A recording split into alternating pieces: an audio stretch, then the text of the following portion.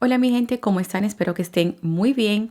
Bienvenidos nuevamente a Con Sabor a Café, nuestra serie Coffee and Crime. Hoy les voy a compartir el caso de Manuela Orlandi, la jovencita de 15 años que desapareció del Vaticano. El hecho tuvo una gran repercusión en Italia y en el mundo entero, sobre todo después de las intervenciones públicas del Papa Juan Pablo II. Este caso es sumamente complicado y ante la falta de pruebas a través de los años han surgido muchas teorías, especulaciones y pistas que involucra al Vaticano, la mafia y al Estado italiano. La información que les voy a compartir es una recopilación de datos públicos, entrevistas tanto de familiares como de investigadores, periodistas, etc. Y al final formen sus propias conclusiones. Gracias a Elisa Alicea por recomendarme este caso. Y bueno, señores, con mi cafecito en mano, ¿qué tal si comenzamos?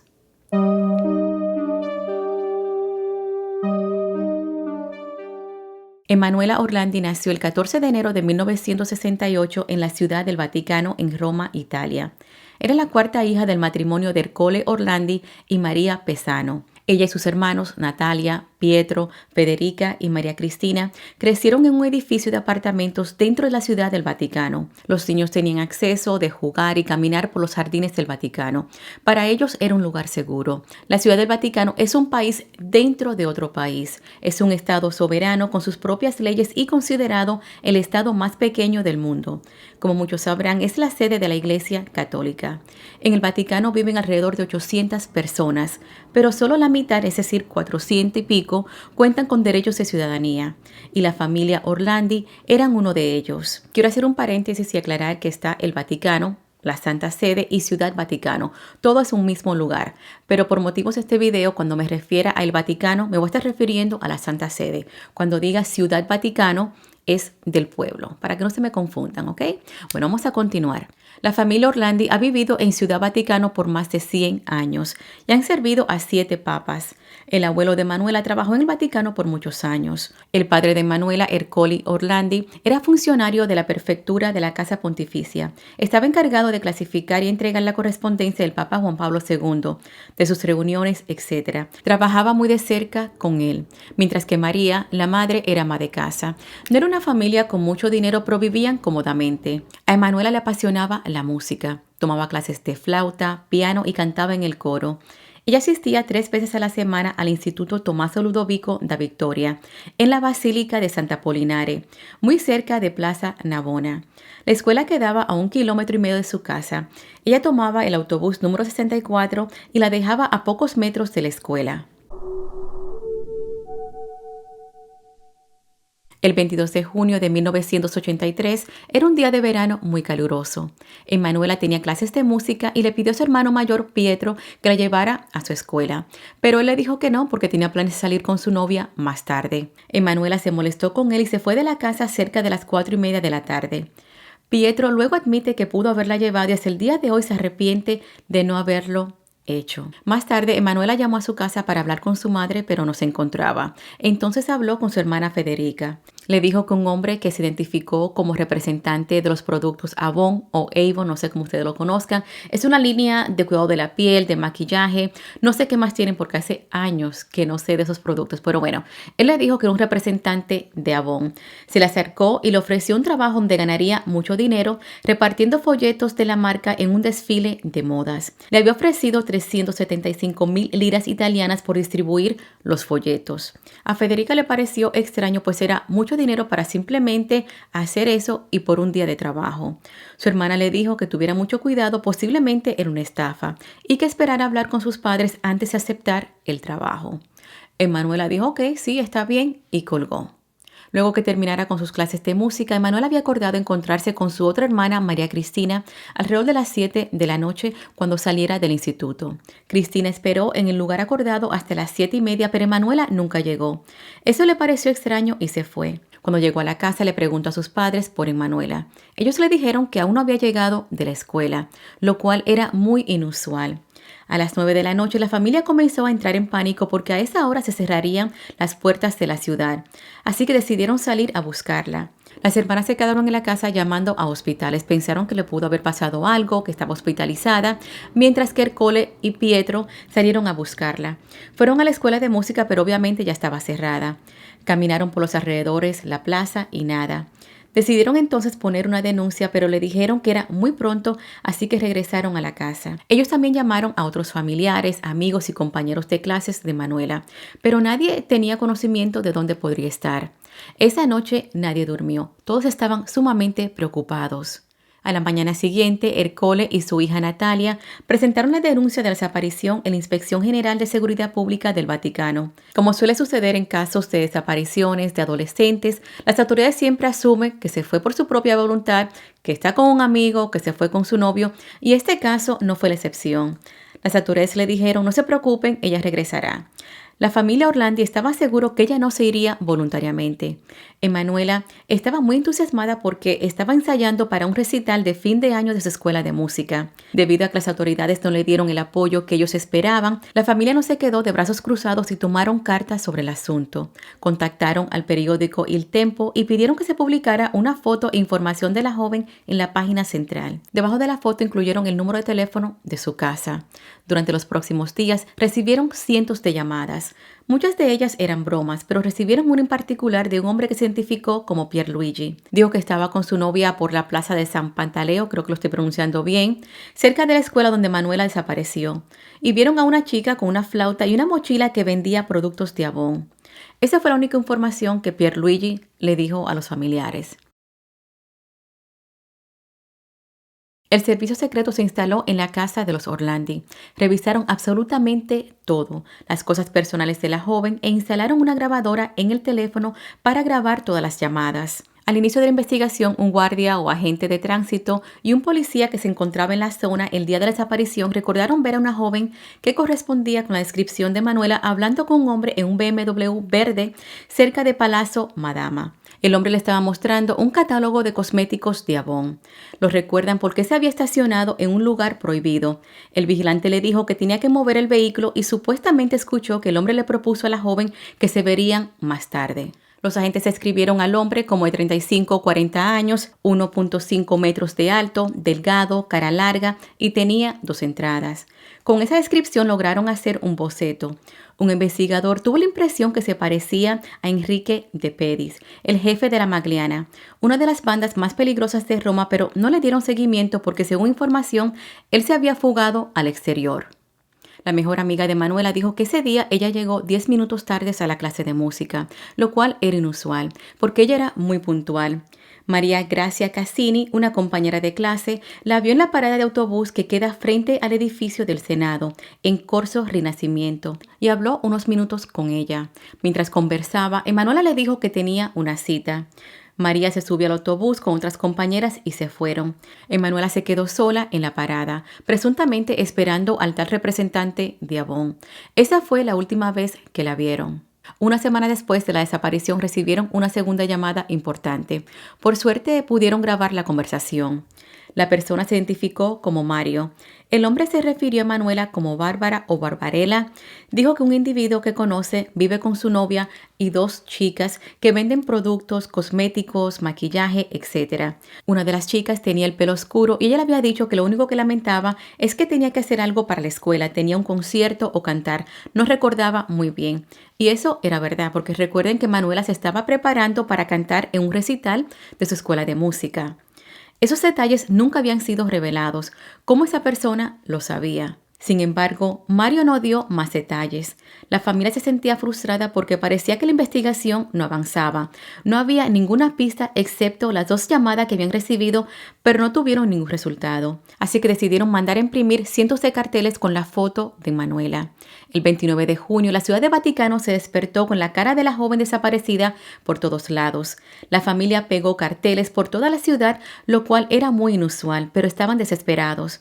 La cara de Manuela comenzó a darle la vuelta al mundo y las personas comenzaron a mostrar interés por el caso, pues era la primera vez que algo así ocurría en Ciudad Vaticano.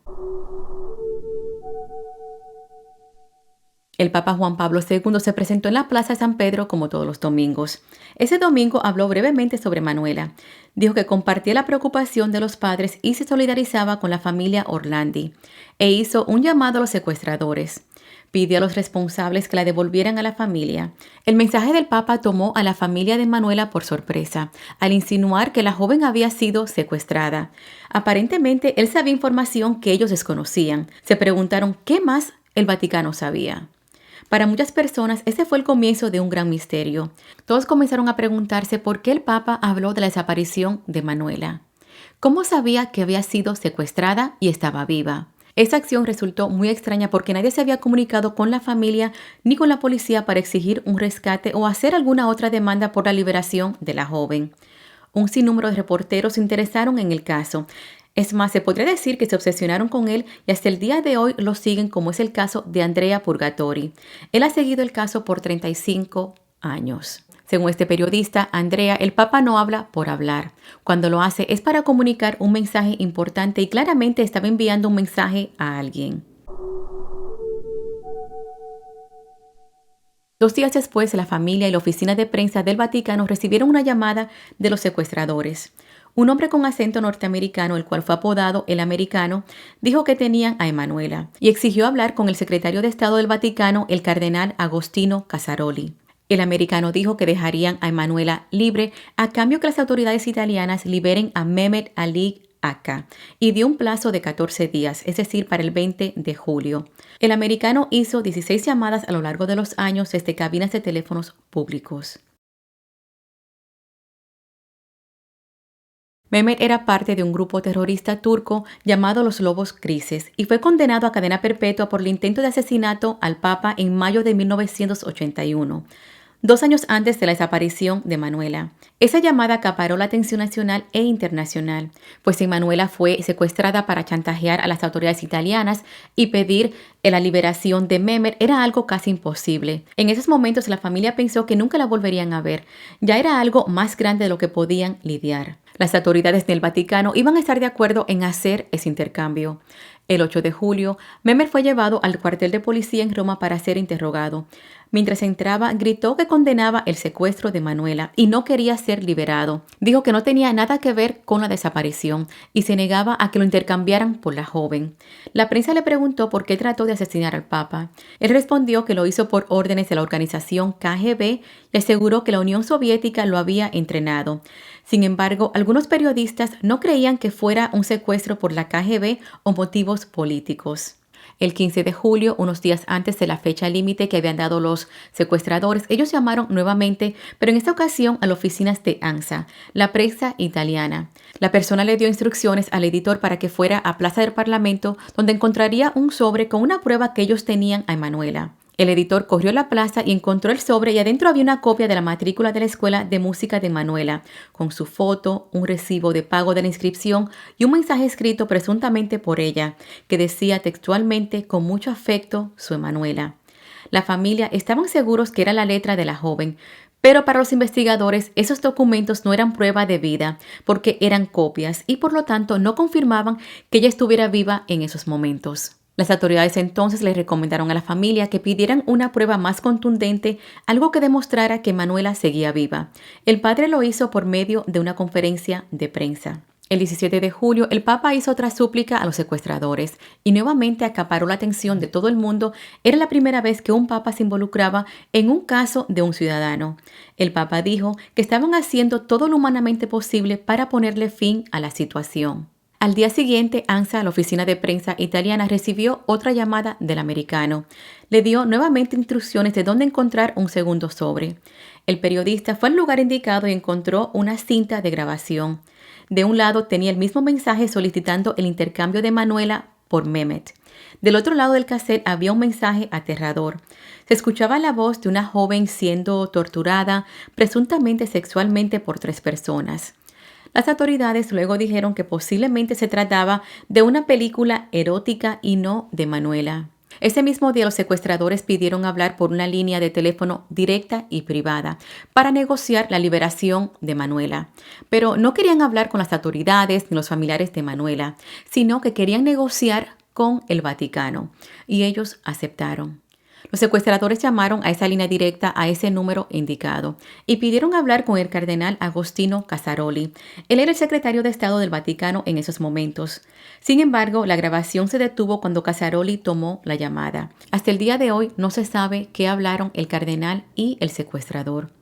Otros grupos anticristianos también comenzaron a llamar y a decir que ellos tenían a la joven y a exigir la liberación de Mehmet, reclamando que no solo tenían a Emanuela Orlandi, sino también a Mirela Gregori, otra joven de 16 años que había desaparecido unas semanas antes. Pero, a diferencia de Emanuela, Mirela desapareció de Roma. En el caso de Mirela, alguien tocó el timbre de su casa haciéndose pasar por un amigo de su escuela. Ella le dijo a su madre: voy a bajar a hablar con mi amiga, y nunca supo más de ella. Los secuestradores dijeron que para lograr el perdón y negociar la liberación de Mehmet necesitaban 2 jóvenes de diferentes nacionalidades, una italiana y una del Vaticano. Mirela Gregori para presionar al presidente de Italia y Emanuela Orlandi para presionar el Vaticano. Llegó la fecha límite que habían dado los secuestradores. El americano llamó a una iglesia y dijo que era el último mensaje para la familia Orlandi. Si Mehmet no era liberado, entonces asesinarían a Emanuela. Cada entrada de la plaza de San Pedro fue cerrada y las fuerzas de seguridad fueron desplazados por la ciudad. Sin embargo, el intercambio no ocurrió. Emanuela no apareció muerta como habían amenazado los secuestradores, y eso le dio un poco de esperanza a la familia. Pasaron 6 meses sin saber absolutamente nada, si la adolescente estaba viva o muerta. No hubo más contacto de los secuestradores. Ercole le envió un mensaje a ellos pidiendo si Manuela estaba viva le dieran una prueba de vida y si estaba muerta que les dijera dónde encontrarla para sepultarla. Durante toda esa situación, Ercole continuó trabajando con el Vaticano, realizando sus labores junto al Papa. El Papa Juan Pablo II visitó la casa de la familia Orlandi en Nochebuena de ese mismo año del 1983. En esos momentos la familia pensó que los estaban ayudando y resolverían la situación. El Papa trató de darle un poco de consuelo a la familia. Le dijo que estaban haciendo todo lo humanamente posible, pero desafortunadamente el caso de Manuela es un caso de terrorismo internacional y por años creyeron en la teoría del terrorismo. Pasaron más de 10 años sin ninguna noticia o llamadas de los secuestradores. La familia Orlandi recibió una llamada de los investigadores. Habían recibido información que una joven con la descripción de Emanuela se encontraba en un convento. La foto de la joven tenía un gran parecido a Emanuela. Había sido tomada en un convento en Luxemburgo. Los padres y Prieto viajaron hasta el lugar. El 22 de julio, la policía y el Interpol rodearon el convento y llevaron a la muchacha a otro lugar para que María, es decir, la madre, la identificara. Pero no era Emanuela. Regresaron a la casa nuevamente decepcionados. El caso se enfrió nuevamente y en el 1997 la investigación fue cerrada. Ercole Orlandi falleció en el 2004. Él tenía la esperanza que los investigadores resolvieran el caso de su hija. Antes de morir le dijo a su hijo Pietro, y cito textualmente: «Fui traicionado por aquellos a quienes serví». El Papa Juan Pablo II falleció un año después, en el 2005. 22 años después de la desaparición, una periodista de una estación de prensa local recibió un mensaje anónimo que decía: «Investiga quién está enterrado en la cripta de la Basílica de Santa Apollinare». La basílica está localizada en el centro de Roma, frente a Plaza Navona, junto a la escuela de música que Manuela asistía. En la cripta había una tumba de mármol blanco, enfrente tenía el nombre de Enrico De Pedis, el gángster más conocido de Roma y jefe de la banda La Magliana, quien fue asesinado en el 1990. Pero, ¿qué relación podría tener con Emanuela? ¿Y por qué, si esta persona era un mafioso o un gángster, había tenido un entierro tan prestigioso? Por lo general en la Basílica de Santa Apollinare es donde enterraban a princesas, artistas, personas importantes. Sin embargo, Enrico fue la primera persona en ser enterrado en ese lugar, después de muchos años. Supuestamente él fue un gran benefactor de los pobres. La periodista siguió una pista anónima y localizó a la exnovia de Enrico De Pedis, una mujer de nombre Sabrina Lombardi. Ellos fueron novios entre el 1982 y 1984. En esos momentos ella estaba envuelta en el mundo de las drogas y cosas ilícitas. Sabrina aseguró que Enrico estuvo detrás del secuestro del adolescente y ella lo ayudó a esconder a Emanuela en varios lugares de Roma. Emanuela fue encerrada en un cuarto subterráneo y la mantenían drogada. Según Sabrina, la joven lloraba constantemente y una señora que también trabajaba, que era parte de la mafia de la Magliana, le daba unas pastillas para mantenerla callada. Según su declaración, una noche Enrico le dice: toma las llaves del BMW, lleva a Manuela a la gasolinera del Vaticano y entrégala a la persona que la estará esperando. Cuando ella llegó a la gasolinera con Emanuela, había un vehículo, un Mercedes-Benz negro, esperándolas. Supuestamente un hombre vestido de sacerdote se bajó, subieron a Emanuela a su carro y se la llevó. Luego del intercambio, Sabrina fue a un bar a encontrarse con Enrico y le preguntó: ¿en qué problemas me has metido? Él simplemente le respondió: es cuestión de poder. De acuerdo a Sabrina, Enrico tenía relaciones con el Vaticano y personas importantes, como por ejemplo el arzobispo Paul Marcinkus, presidente del Banco de Vaticano. Afirmó que Enrico depositaba dinero en el Banco del Vaticano para lavarlo y luego ese dinero era depositado en el Banco Ambrosiano. Dios mío, padre, qué lío. Después de la confesión de Sabrina, las autoridades reabrieron la investigación, a pesar que a un inicio no le creyeron. Un sacerdote no iba a arriesgarse a recoger a un adolescente que todo el mundo estaba buscando y les pareció una historia inventada, aunque sí pudieron comprobar que algunas cosas que Sabrina dijo eran ciertas. Encontraron la gasolinera donde ocurrió el supuesto intercambio y el apartamento donde Manuela había estado. Durante la investigación descubrieron que la dueña del apartamento era una tal Daniela, quien era parte del grupo La Magliana. Según esta teoría, la mafia italiana estaba involucrada con la desaparición de Manuela. Pero a pesar de todo eso, a Sabrina no se le consideró como un testigo creíble. Sus declaraciones eran contradictorias. Un día decía una cosa, otro día decía otra. No, esto no ocurrió así, y quedó en nada. Pero sí dijo algunas cosas que fueron ciertas y pudieron ser comprobadas, como dije anteriormente. Muchos años después, el tal americano reveló su identidad por medio de una entrevista. Dijo que su nombre era Marco Assetti. Aseguró que al inicio había sido un secuestro falso, que luego se convirtió en verdad. Llevaron a Emanuela a una casa, un centro para muchachas con problemas, para esconderla ahí por unos días. Dijo que él era parte de una organización clandestina y algunos sacerdotes del Vaticano también pertenecían a la organización. Se reunían en casas privadas en las afueras del Vaticano. Según Marco, debido a que Mehmet Ali Atka había revelado que el atentado para matar al Papa fue organizado por los rusos, ellos, es decir, los secuestradores, tomaron esa idea para desviar la atención de la investigación. Pero en realidad no tenía nada que ver con un intercambio. Dijo que el secuestro había sido un plan para chantajear al Papa Juan Pablo II. Marco continuamente insistía que él era el americano y quien hacía las llamadas durante todos esos años. Sin embargo, muchas de las cosas que él decía no concordaban. En una entrevista que fue televisada, él repetía las cosas que ya habían salido a la luz pública, que todos sabían. Posteriormente, Marco fue acusado de calumnia y chantaje. La historia que contaba era difícil de creer. Creen que él se obsesionó con el caso y simplemente quería ser una figura pública, estar en el ojo público. A finales del 2013, era claro que Marco no tuvo nada que ver con la desaparición de Manuela y fue descartado. Muchos años después, la mejor amiga de Manuela dijo en una entrevista que unos días antes de la desaparición, Manuela le confesó que mientras caminaba por los jardines del Vaticano, alguien muy cercano al Papa la había estado molestando, haciendo avances sexuales. Dijo que Manuela estaba muy tensa, tenía miedo y se sentía avergonzada. En esos momentos no dijeron nada porque estaban seguras que nadie les creería. Además, el padre de Manuela trabajaba allí. Vivían en Ciudad Vaticano, así que hubieran tenido que mudarse. La amiga mantuvo ese secreto por muchos años. Pietro asegura que eso es algo que el Vaticano hubiera querido mantener oculto, porque nunca se ha hecho una acusación así dentro del Vaticano, siempre ha sido afuera. Según el hermano, si esta teoría es cierta, entonces la mafia, la Magliana, tal vez sabían de ese secreto y vieron a Emanuela como una oportunidad para chantajear al Vaticano.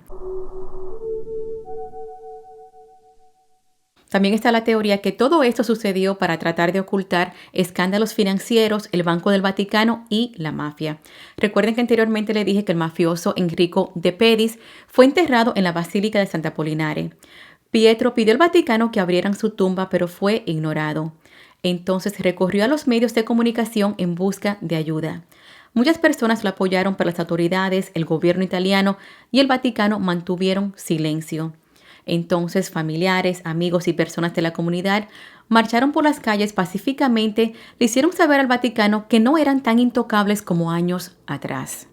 Muchos italianos estaban o están convencidos que existe un encubrimiento en la desaparición de Manuela. Pietro continuó presionando para que abrieran la tumba de Enrico. Él también había hecho una conexión con el dibujo, el boceto que las autoridades habían hecho en el 1983. Y era muy parecido a Enrico. Pietro estaba casi seguro que él fue quien secuestró a Emanuela. Finalmente, en mayo del 2012, el Vaticano accedió a abrir la tumba de Enrico. Pero a pesar de no encontrar nada relacionado con Emanuela en la tumba, muchas personas creen o están convencidos que el Vaticano tuvo una relación con la mafia italiana al enterrar a Enrico en ese lugar sagrado. De inmediato comenzó a circular rumores que grandes cantidades de dinero de la mafia lamagliana supuestamente fue lavado por el Banco del Vaticano y desapareció. Algunos periodistas han especulado que el secuestro de Manuela podría estar relacionado con un escándalo bancario italiano que ocurrió en el 1982. Donde el Banco Ambrosiano, también conocido como Banco Vaticano, y su presidente Roberto Calvi estuvieron envueltos en una serie de delitos financieros, como lavado de dinero, relaciones con la mafia, etc. Calvi tenía una estrecha relación con la Santa Sede, específicamente con el arzobispo Marcinkus, quien fue señalado por ser cómplice en el secuestro y desaparición de Manuela. Recuerden que en la declaración de Sabrina, ella dijo que un sacerdote se bajó del Mercedes negro y se llevó a Emanuela. Presuntamente, ese sacerdote era Paul Marcinkus, pero nada de eso ha sido comprobado, ¿ok? Bueno, el Banco Ambrosiano se fue a la quiebra y todo ese escándalo ocurrió en el 1982, un año antes del secuestro de Manuela. Se cree que el Papa Juan Pablo II pudo haber utilizado dinero de la mafia en los años 80 para financiar un grupo liberal llamado Solidaridad. Supuestamente el Papa estaba usando dinero de la mafia para pelear contra el comunismo en su natal Polonia. El mismo día que Manuela desapareció, el 23 de junio de 1983, el Papa Juan Pablo II llegó a Polonia por primera vez. Muchos creen que eso no fue una coincidencia. El Papa llega a Polonia y ese mismo día Emanuela es secuestrada. Según esa teoría, la mafia secuestró a la joven para mandarle un mensaje al Papa. En palabras simples, la mafia le dice al Papa o al Vaticano: sabemos que tomaste nuestro dinero para financiar Solidaridad. Devuelve nuestro dinero. Recuerden que depositaban el dinero en el Banco del Vaticano, luego pasaba al Banco Ambrosiano, el cual se fue a la quiebra. Ellos darse cuenta que perdieron todo su dinero que habían depositado, que habían lavado, las cosas se salieron de control. Yo me pregunto si la intención era chantajear al Vaticano o al Papa. ¿No hubiera sido más fácil secuestrar a una persona más importante, como un funcionario, un cardenal, un sacerdote importante? Pero Emanuela era hija de una persona común y corriente. Sí, trabajaba en el Vaticano, pero no era un alto funcionario. ¿Me doy a entender? Bueno, esa teoría, según los investigadores, carecía de credibilidad. Posteriormente, Roberto Calvi, el presidente del banco, fue encontrado muerto en Londres. Al inicio se creyó que se había quitado la vida, pero luego se descubrió que fue asesinado.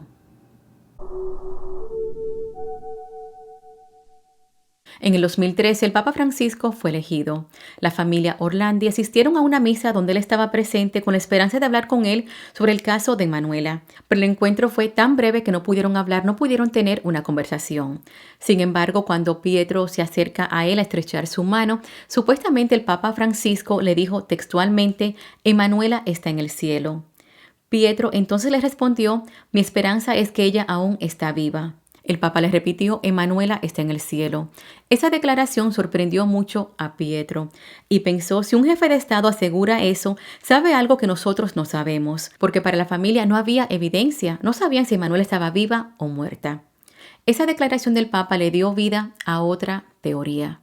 En el 2012 se filtraron una serie de documentos secretos que involucran a la Santa Sede en eventos de corrupción. El escándalo fue conocido como Vatileaks. Alguien robó documentos importantes y clasificados del Vaticano y los filtró a la prensa. Entre esos documentos había un expediente llamado Emanuela Orlandi. Según Pietro, el Vaticano siempre negó la existencia de documentos o investigación dentro de la Santa Sede. En el 2016, un periodista llamado Emiliano se comunicó con un contacto que él tenía dentro del Vaticano. Supuestamente, esa persona le entregó un folder con un expediente de 197 páginas que incluía una lista de gastos cubiertos por el Estado del Vaticano para actividades relacionadas con la ciudadana Emanuela Orlandi. Esa lista incluía gastos de matrícula, comida, alojamiento, gastos médicos y de transporte, pero no en Italia, sino en Londres, Inglaterra. Esos pagos fueron realizados desde el 1983 hasta el 1997. En los casos de alojamiento, el cual indicaba que había sido 8 millones de liras, había escrito una dirección, 176 Clapham Road en Londres. En esa dirección está localizado un hostal juvenil para chicas dirigido por los padres escalabrinianos, una congregación que tiene una fuerte conexión con el Vaticano. El periodista se dirigió a esa dirección, pero no encontró nada. No pudo confirmar si en realidad Emanuela estuvo en ese lugar, aunque es probable que fue registrada bajo otro nombre. En la última página de la lista de gastos había una entrada que llamó mucho la atención. Actividades generales y traslado a la ciudad. Estado del Vaticano por 21 millones de liras.